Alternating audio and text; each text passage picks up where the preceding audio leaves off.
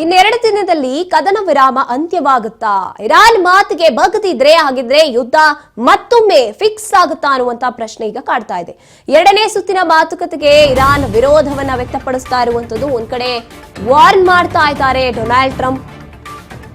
ಇನ್ನೆರಡು ದಿನ ಬಾಕಿ ಇದೆ ಕದನ ವಿರಾಮದ ಗಡುವು ಮುಗಿಯೋದಕ್ಕೆ. ಇರಾನ್ ಮಾತಿಗೆ ಬಗ್ಗದಿದ್ರೆ ಮತ್ತೊಮ್ಮೆ ಯುದ್ಧ ಫಿಕ್ಸ್ ಹಾಗಿದ್ರೆ ಎರಡನೇ ಸುತ್ತಿನ ಮಾತುಕತೆಗೆ ಇರಾನ್ ವಿರೋಧವನ್ನ ವ್ಯಕ್ತಪಡಿಸುತ್ತಿದ್ದ ಅಮೆರಿಕ ಬೇಡಿಕೆಗೆ ಇರಾನ್ ತೀವ್ರ ವಿರೋಧವನ್ನ ವ್ಯಕ್ತಪಡಿಸ್ತಾ ಇರುವಂತದ್ದು.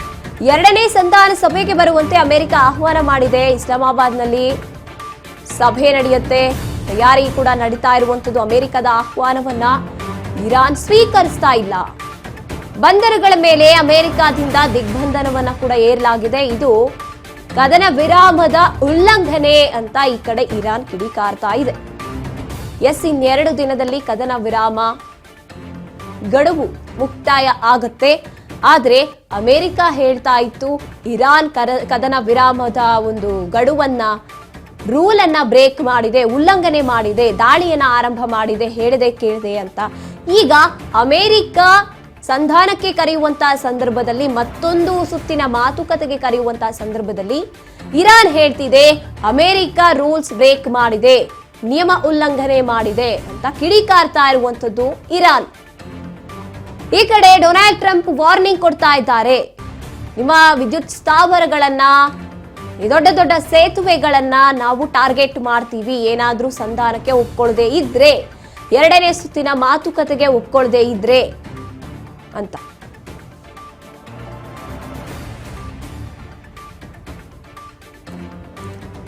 ಇನ್ನು ಇದೇ ವಿಚಾರವಾಗಿ ನಮ್ಮ ಪ್ರತಿನಿಧಿ ಶಿವು ಡೆಸ್ಕ್ ನಿಂದ ನೇರ ಸಂಪರ್ಕದಲ್ಲಿ ನಮ್ಮೊಂದಿಗೆ ಭಾಗಿಯಾಗಿದ್ದಾರೆ. ಶಿವು, ಇದೊಂದು ರೀತಿಯಾಗಿ ಮತ್ತೊಂದು ಗೊಂದಲವನ್ನ ಉಂಟು ಮಾಡ್ತಾ ಇದೆ. ಈ ಕಡೆ ಜನ ತತ್ತರಿಸಿ ಹೋಗ್ತಾ ಇದ್ದಾರೆ, ಇಡೀ ವಿಶ್ವ ತತ್ತರಿಸಿ ಹೋಗ್ತಿದೆ. ಈಗ ಕದನ ವಿರಾಮದ ಗಡುವು ಮುಗಿಯೋಕೆ ಇನ್ನ ಆರಂಭ ಆಗ್ತಾ ಇದೆ. ಇನ್ನೆರಡೇ ದಿನ ಬಾಕಿ ಇರೋದು. ಯುದ್ಧ ಅಂತೂ ಈಗಾಗಲೇ ಮುಂದುವರೆದಿದೆ, ಆರಂಭ ಆಗಿದೆ ಅಂತ ಹೇಳ್ಬೋದು. ಈ ಕಡೆ ಇರಾನ್ ಒಪ್ಕೋತಾ ಇಲ್ಲ ಸಂಧಾನಕ್ಕೆ ಅಂತಿದೆ ಅಮೆರಿಕ. ಏನ್ ಆಗ್ತಿದೆ ನಿಜವಾಗ್ಲೂ ಕೂಡ ಅಂತ? ಗಾಯತ್ರಿ, ನಿಜಕ್ಕೂ ಕೂಡ ಮತ್ತೊಮ್ಮೆ ಮಹಾಯುದ್ಧಕ್ಕೆ ಅಮೇರಿಕಾನೇ ನಾಂದಿ ಆಡ್ತಾ ಇದೆಯಾ ಅನ್ನುವಂತಹ ಒಂದು ಅನುಮಾನ ಮತ್ತೆ ಕಾಡ್ತಿರೋದು. ಯಾಕೆ ಅಂತ ಹೇಳಿದ್ರೆ, ಅಮೇರಿಕದ ಶೈಲಿ ಹೇಗಿರುತ್ತೆ ಅಂತ ಹೇಳಿದ್ರೆ, ಅದು ಕಳೆದ 50 ದಿನಗಳಿಂದಲೂ ಕೂಡ ಜಟ್ಟಿ ಕೆಳಗಡೆ ಬಿದ್ದರೂ ಮೀಸೆ ಮಣ್ಣಾಗಲಿಲ್ಲ ಅನ್ನೋ ರೀತಿಯಲ್ಲೇ ಅಮೇರಿಕದ ಟ್ರಂಪ್ ವರ್ತನೆ ಮಾಡ್ತಿರುವಂಥದ್ದು. ಇವತ್ತು ಮತ್ತೊಂದು ಟ್ವೀಟ್ ಅನ್ನು ಮಾಡಿದ್ದಾರೆ. ಅತಿ ಉಗ್ರವಾದ ಎಚ್ಚರಿಕೆಯನ್ನು ಕೊಡ್ತಾ ಇದ್ದೇವೆ, ಕೊನೆಯ ಎಚ್ಚರಿಕೆಯನ್ನು ಕೊಡ್ತಾ ಇದ್ದೇವೆ ಅನ್ನುವಂಥ ರೀತಿಯಲ್ಲಿ.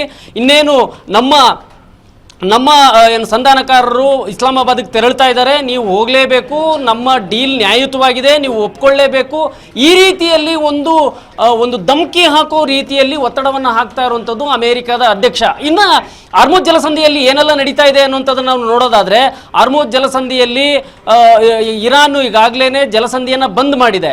ಯಾಕೆ ಬಂದ್ ಮಾಡಿದೆ ಅಂತ ಹೇಳಿದ್ರೆ, ಅಮೆರಿಕ ನಾವು ಹಾರ್ಮುಜ್ ಜಲಸಂಧಿಯನ್ನು ಓಪನ್ ಮಾಡ್ತೀವಿ ಅಂತ ಹೇಳಿದ ಮೇಲೂ ಕೂಡ ಅಮೆರಿಕ ತನ್ನ ದಿಗ್ಬಂಧನವನ್ನು ಕಳಿಬೇಕಾಗಿತ್ತು. ಆದ್ರೆ ಅಮೆರಿಕ ತನ್ನ ದಿಗ್ಬಂಧನವನ್ನು ಹಾಗೆ ಇಟ್ಕೊಂಡಿದ್ದರಿಂದ ನಾವು ಮತ್ತೆ ಮುಚ್ಚಿದ್ದೇವೆ ಅನ್ನುವಂಥದ್ದನ್ನ ಇರಾನ್ ಅಧಿಕಾರಿಗಳು ಹೇಳ್ತಿರುವಂಥದ್ದು. ಈ ಪ್ರಯುಕ್ತವಾಗಿ ನಮ್ಮ ಹಡಗುಗಳ ಮೇಲೂ ಕೂಡ ದಾಳಿಯಾಗಿದ್ದಂಥದ್ದನ್ನು ನಾವು ನೋಡಬಹುದು. ಮತ್ತೆ ಫ್ರಾನ್ಸ್ನ ಹಡಗುಗಳ ಮೇಲೂ, ಯುನೈಟೆಡ್ ಕಿಂಗ್ಡಮ್ನ ಹಡಗುಗಳ ಮೇಲೂ ಕೂಡ ದಾಳಿಯಾಗಿದೆ. ಅಂದ್ರೆ ಎಚ್ಚರಿಕೆಯನ್ನು ಕೊಡ್ತಾರೆ, ಮತ್ತೆ ಅವರು ವಾಪಸ್ ಹೋಗ್ಲಿಲ್ಲ ಅನ್ನೋ ಕಾರಣಕ್ಕೆ ದಾಳಿಯನ್ನು ಮಾಡಿದ್ದಾರೆ ಇರಾನ್. ಇದು ಒಂದು ಕಡೆ ಭಾರತಕ್ಕೂ ಕೂಡ ಒಂದು ರೀತಿಯಲ್ಲಿ ತುಂಬಾ ಬೇಸರ ತರಿಸಿರುವಂತಹ ಸಂಗತಿ. ಯಾಕೆಂತಂದ್ರೆ ಸ್ನೇಹಿತನಾಗಿದ್ದಂತ ಇರಾನ್ ನಮ್ಮ ಹಡಗುಗಳ ಮೇಲೇನೆ ದಾಳಿ ಮಾಡಿ ನಮ್ಮ ನಾವಿಕರನ್ನ ಸಾವಿಗೆ ಕಾರಣ ಆಗಿದೆ. ಇದ್ರ ಬಗ್ಗೆ ಎಕ್ಸ್ಪ್ಲನೇಷನ್ ಕೂಡ ಕೇಳಿರುವಂತದ್ದು. ಇನ್ನೊಂದು ಕಡೆಗೆ ಅಮೆರಿಕ ಇರಾನಿನ ವಾಣಿಜ್ಯ ಹಡಗುಗಳನ್ನು ತಡೀತಾ ಇದೆ. ಚೀನಾದಿಂದ ಬಂದಂತಹ ಹಡಗುಗಳನ್ನು ಕೂಡ ತಡೀತಾ ಇರುವಂಥದ್ದು.